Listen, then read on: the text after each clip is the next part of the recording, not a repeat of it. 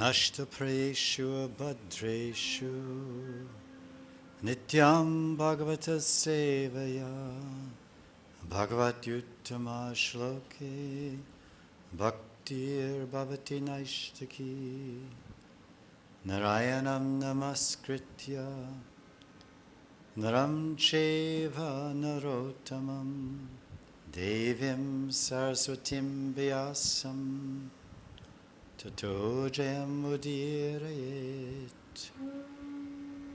Krishne Swadamo Pagate Dharma Gyanadi Bisaha Kalo Nashta Drisham Esha Puranarko Dunoditaha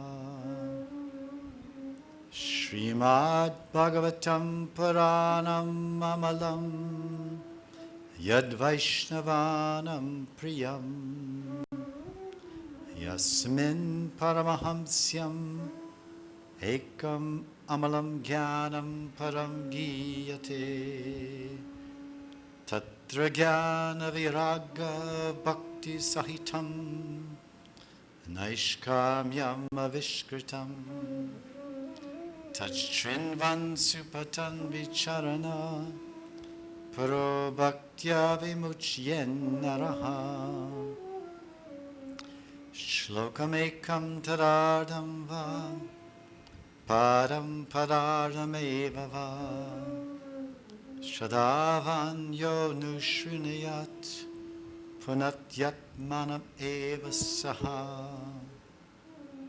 Sarva Vedanta Saram Hi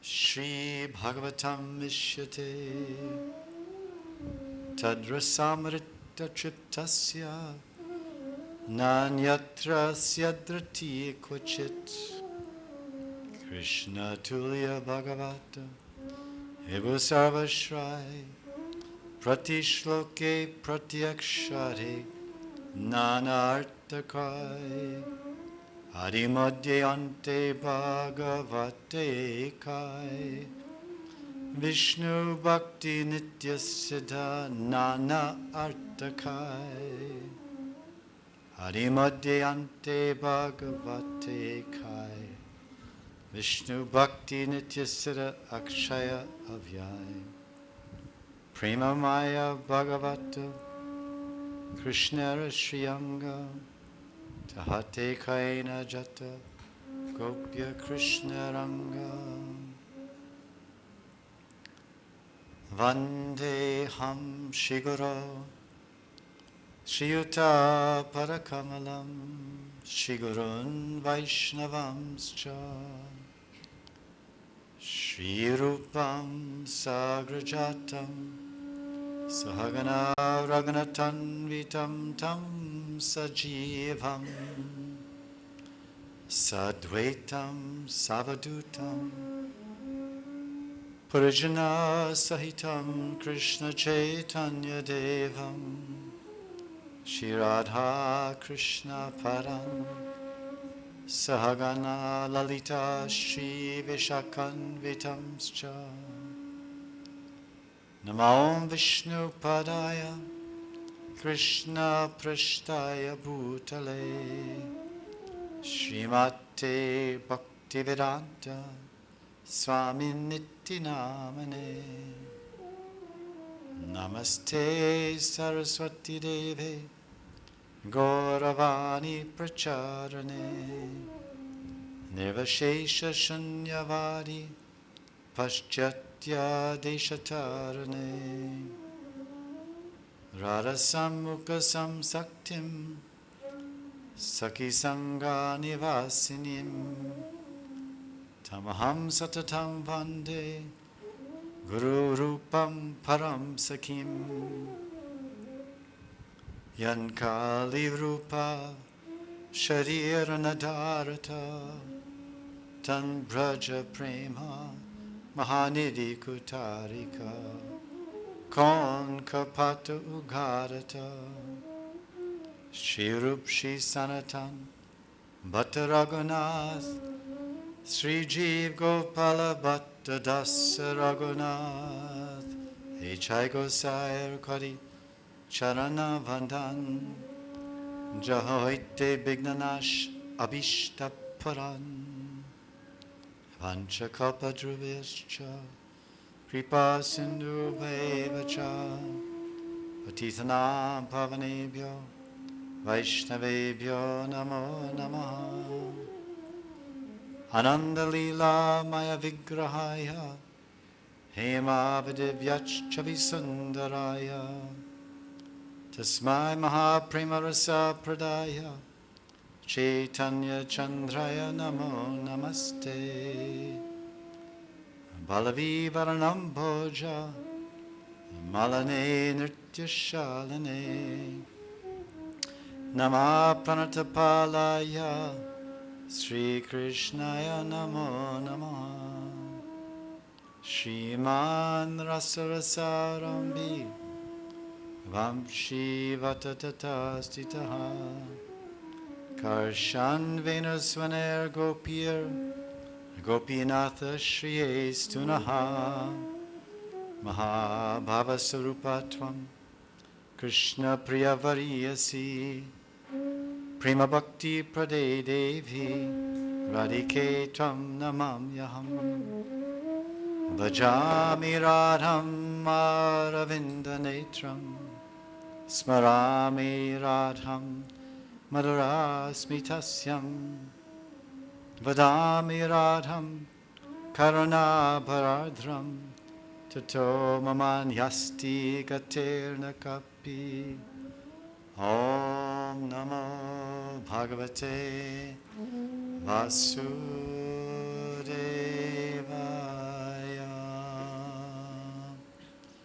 Om Namo Bhagavate Vasudevaya Om Namo Bhagavate Vasudevaya Srimad Bhagavatam Mahapurana Ki Jai Ras Leela, chapter 29, verse 4. Nishamya Gitam Tarananga Vardhanam Rajastriya Krishna Grihita Manasa Ajagmuranyonyam Alakshitodyama Sayatra Kanto Javalola Kuntala. Translation. All the gopis of Vrindavan were by nature very much attracted to Krishna's beauty. And when the Brajastriya gopis heard the vibration of Krishna's flute, they became apparently lustful to satisfy the senses of Krishna. Immediately upon hearing the vibration of his flute, they left all their respectful engagements at home and ran to the place where Krishna was standing. So we're discussing the second line. Brajastriya Krishna Grahita Manasa. The Brajastriya, the beautiful ladies of Vrindavan, the milkmaids, the cowherd damsels of Vrindavan. Grahita Manasa, that vibration of Krishna's flute had such power, such potency and captivation and enchantment that it entered their ears and completely seized their minds, captured their minds. Krishna's flute song took their minds away from everything else, even their own bodies, their relatives, their family, and their duties, and the actions they were performing.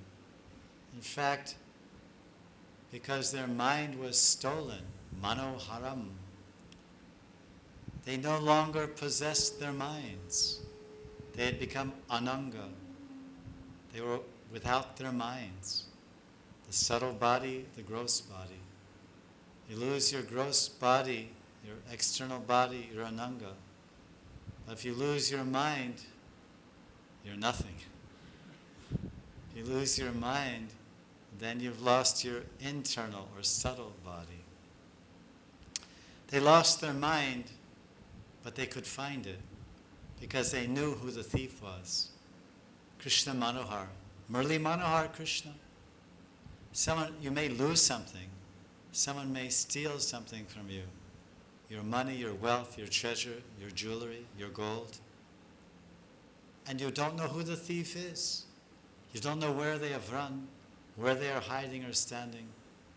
They've stolen everything and left you flat, poverty-stricken, stripped of your wealth and treasures and all your gold, to lament and cry and search and hope against hope. But the gopis, they identified the thief. They knew who the thief was.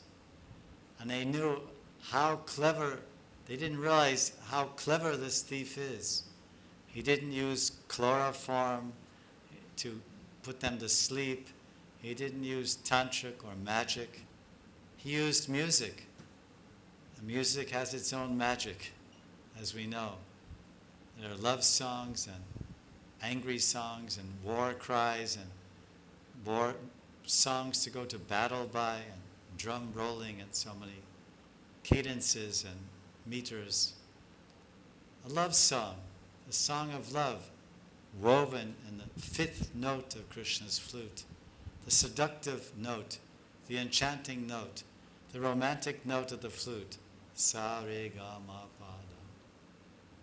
Fifth note, considered by the kavis and knowers of Shastra. Fifth note is the romantic note.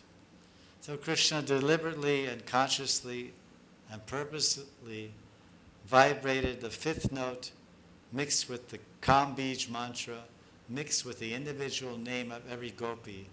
And that combination of the Kama Bij, the transcendental seed of romantic love, immaculate, divine, sacred Bhagavat Prem, mixing with Radha's personal name, because nothing is more attractive to us than our name, our personal name. If someone says, hey you, or hey Indian, if you go overseas and you go to England and there's African people and American people and Commonwealth people, European, and of course British, so many people visiting London. And so if you're walking down the street, someone says, hey Indian, and there may be so many Indians around you or near you. Or if you're in Southall, there's a section of London called Southall, and that's where all the Indians live. And every single store owner is an Indian. And everyone on the street is Indian. I've been there in Harinam. It's called Southall. It's not a hall, it's a section of the town. All kinds of Agarwals and Guptas. And all the taxi drivers are Sikhs. So it's called Little India, India away from India, in London. So naturally, you won't turn around in such a place because there's so many Indians on the street. But if someone calls you a specific name, then you'll turn around. Similarly, so many gopis are there, and Krishna's playing the flute. Sometimes he calls the names of the cows in his flute. Davali, Shavali, Hamsi, Jamuna, Saraswati, Ganga. They have such beautiful names. Chandani, please come back from the pasturing grounds with his Venu or Vamshi. Or sometimes he calls his brother, or he calls Sudam or Sridam, Subha or Sridam in his flute. But that's with Vamshi or Venu. Vamshi for his friends, and gopis sometimes. Venu Geet, Vamshi Geet. Venu Geet is the gopis glorifying the Venu, which is the flute that Krishna plays when he's with the cowherd boys. But when Mirabai sings a song, or maybe it's someone else, I'm not sure, but she sings this one song is about Vamshidhari Krishna Murari. Vamshidhari Krishna Murari. So the Vamshi and Venu. But this particular night was a special flute the gopis had never heard before. Reserved only for them, the Murali Nad. And not was it only a special vibration of a very deep pitch and low vibration, a very special raga and melody which they have never heard before, but it was individualized. It was a raga with a name. Often our ragas all have names, ragas and raganis. Mala was a Dhanashri raga, a Malara raga, a Meg raga. So many ragas are there that are related to the seasons and so many vibrations and moods. But this is the Radha raga, and Alita raga, and Vishaka raga, and Chitra, and Rangadevi, and Sudevi, and Champak, Induleka, all the gopis, their own ragas, their own names. So that was enough. That's me. I'm attracted. I'm attentive. I'm interested. Krishna is inviting me. He's calling me. And it's a very beautiful and satisfying and soothing sound. Romantic, yes. Attractive, yes. Soothing, yes. What is that flute? Oh, he's Krishna's Murali, Samsaki says. I've heard of this Murali. But there's something extraordinary mixed in the music, something amazing mixed in the raga. That's Kam Bij, Klim. Klim is mixed inside. The transcendental Kam Bij, which immediately inflames and incites their Purva Rag to forest fire proportions. It comes from a small burning ember in their heart, rather bright ember, Purva Rag deep, a flame, a light, a Purva Rag, love before meeting.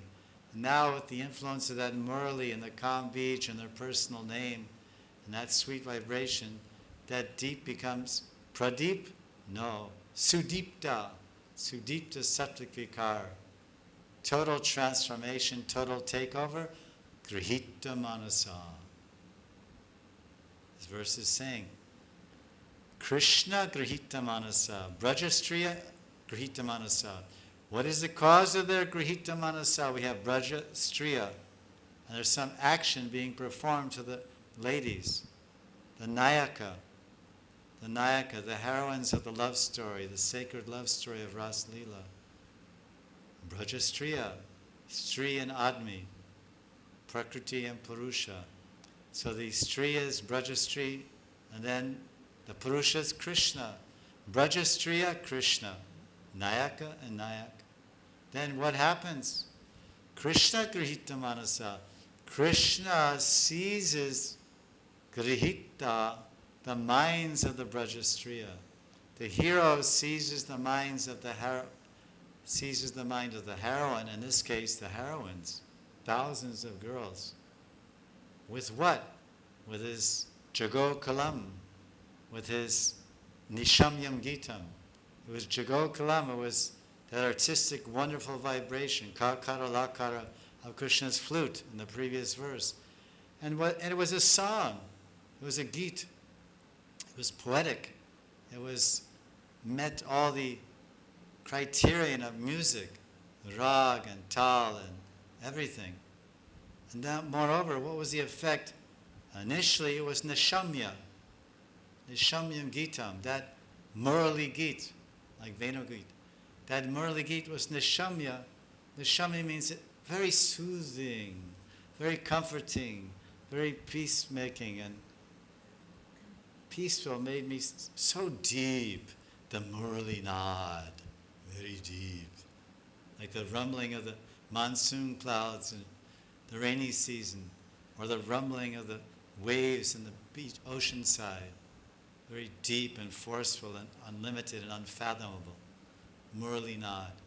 However, it was Nishamyam in the first line, now it's Grahita Manasam. Come in like a needle, out like a plow. Nishamyam Gitam is describing the flute. Jago Kalam Nishamyam Gitam Ananga Vardhanam. That gentle, soothing, comforting sound of the Murli, it increased their love, their romantic feelings. Ananga Vardhanam. So much so that they went crazy. They lost their minds. Their minds were stolen, seized, captured, confiscated. Grahita Manasa. See the progression. It starts off with, in the previous verse, Jago Kalam, Vamadrisham, Manoharam. It's a progression of the intensity and the intensity of the power and accelerating effect of Krishna's Murli. Jago Kalam, Vamadrisham, Manoharam. Jago Kalam is the translation, means Krishna, Jago, played the flute, Kalam. And the Vamadrisham, those beautiful gopis with charming eyes, their minds became attracted. If you hear something, amazing sound, your ears will get attracted and go in that direction. All your attention, what is that sound? The ears will hear and feed the sound to the mind, and the mind will ask questions. Where is it coming from? There. What is that unusual sound? And the mind will question. Where is the sound coming from? Now that question is answered. What is that sound? I don't know. It's mystifying. I can't place it. I have no samskar, no experience to connect that with my stock of knowledge and experience or realization. And I try to logically, can it be this? Can it be that? No. Who is playing that? The mind is asking. And the senses are trying to answer the questions of the mind. Why are they playing it now at 1 o'clock in the morning?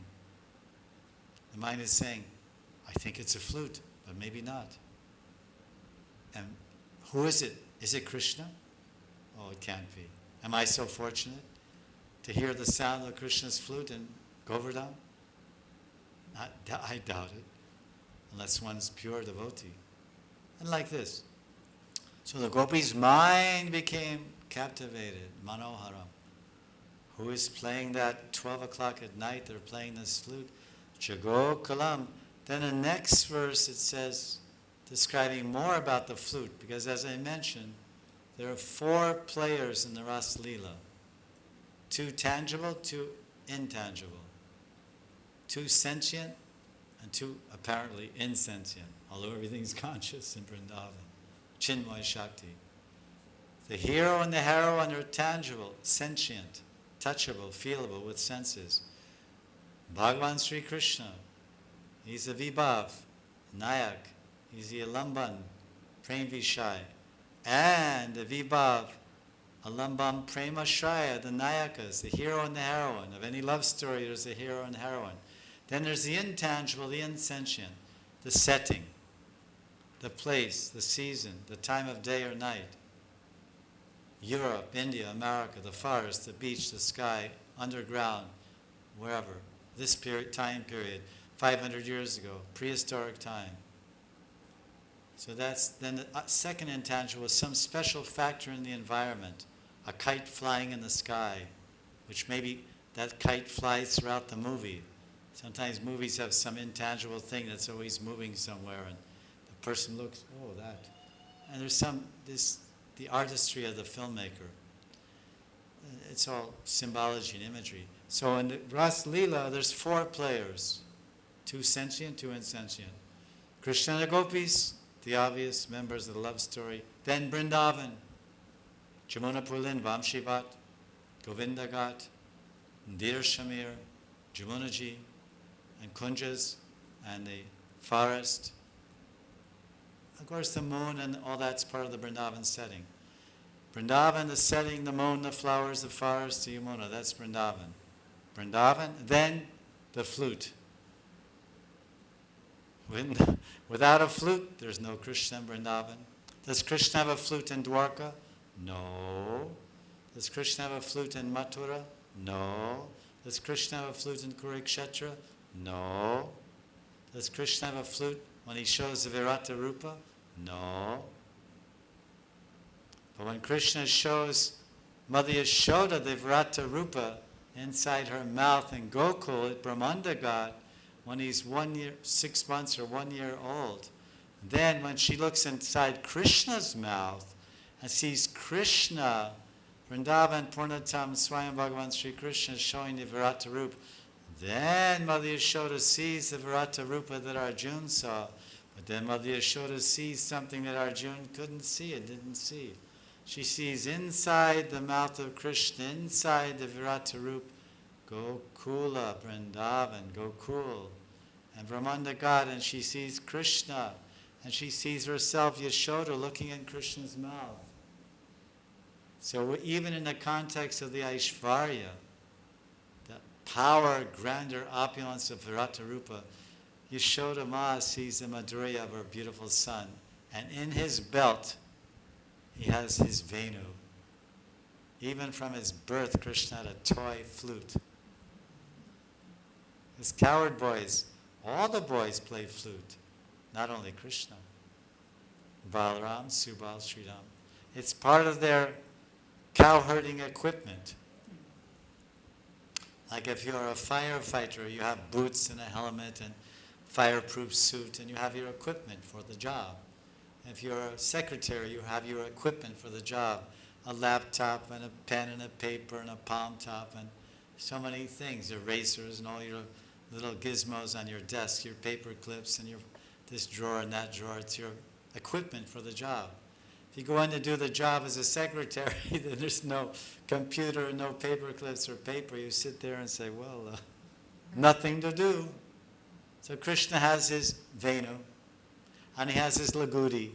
Lagudi, he plays the flute to call the cows because he's a lazy boy. A lazy village boy, like most people in India used to be. People in the village are lazy, especially the boys. The girls work hard. They grow up and work even harder when they're married. And the boys are lazy, and when they grow up, they're even more lazy. That's how it goes on in the villages. It's like a joke. But so Krishna is lazy, so then he calls the flutes, he uses his flute, calls it the cows. Then even while he's waiting there sometimes for them to return, he feels, oh, my legs are too tired. I don't feel like standing straight. So he has his lagudi. Lagudi means his cane. It's a long cane shaped like a crutch when you break your leg. Well, Krishna's leg is not broken. He's dancing, he's jumping like a monkey, jumping like a frog, leaping like a frog, jumping like a monkey, chasing the cows and animals, chasing the shadows of the birds across the sands of the Yamuna. He's fully agile and adept and competitive. He's a sportsman, but he's lazy. So he has this stick shaped like this, lagudi. Puts it like this, because sometimes he's in the middle of the pasture. If he's near the Yamuna, then he leans on a tree. If he's near the Yamuna, because trees grow near the water, near the Yamuna or Pavan Sarovar, any lake, he leans on some tree, leans back at a kanama tree. Doesn't even stand on 2 feet when he calls the cows. He leans back like this. And all the cows come, oh, Krishna, Krishna, Krishna, coming, coming. Gather all around. Sometimes he's in the middle of Goshta, because cows go everywhere and the cowherd boys go behind them. And there's no trees, they're all beautiful grasses and beautiful rich grass and succulent and sweet and full of water and nourishment. And the cows are in the middle of it all, and Krishna's there also. Then he has to have his stick, which he usually tucks under his arm, and he just puts it there, and he walks and he plays. And then when he wants it, and he's in the middle, then he just leans there. Because the Venu is small, you can play it with one hand. The Venu is only 6 inches long, so it has many advantages. High-pitched, long-carrying sound, it goes long distance. It's a long-distance tweeter. It goes a long way so that cows can hear it. And then it's short, so you can play it with one hand.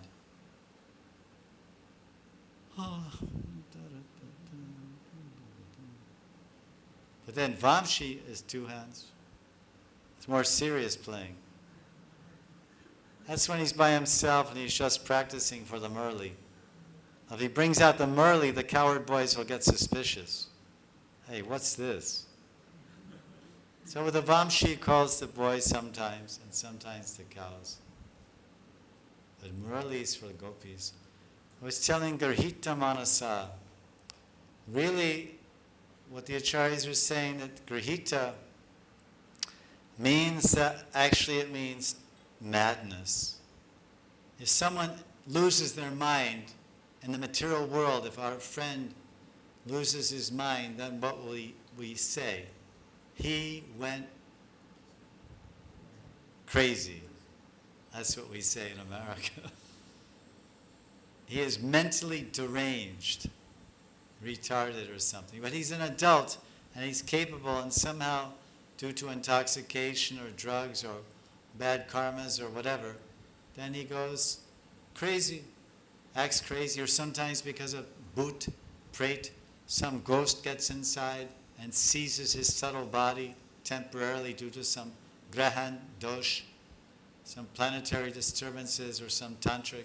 He acts strange, he talks strange, no one recognizes his behavior, same face, but he's acting very nasty or mean. And people think, oh, maybe he's seized by a ghost. You've heard this? This happens sometimes. India, they have too much like this action. Ghost action. Somehow they like India more than other countries. I never found so many ghosts in America. Maybe they all have bodies, I don't know. They all have external forms. Anyway, Hare Krishna.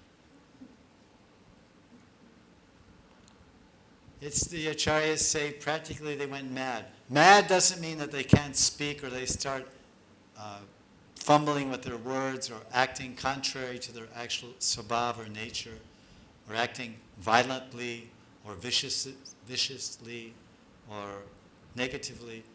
They went crazy in a loving sense.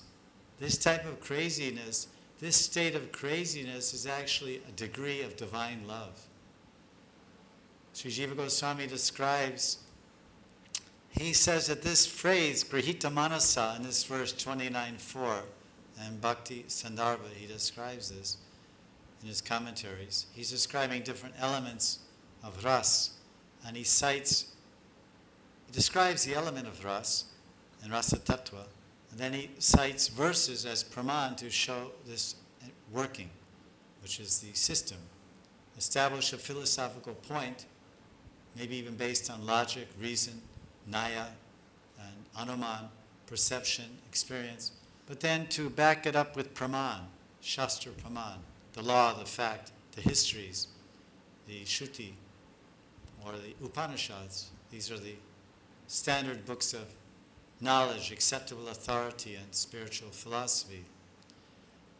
So he cites this verse to say it's an example of unmad, utamada, extreme madness due to love, due to an excess or tremendous increase in Krishna prem, the premi bhakta, in this case the Braja Gopis, the Braja Striya, the topmost lovers of Krishna, they appear to go crazy. Because when one goes crazy in the material world, he loses concern for his material body, for his wealth, for his possessions, for his attachments. He even loses his interest and attachment to even eat or dress properly, or even dress at all. He may become a Nagna Baba, or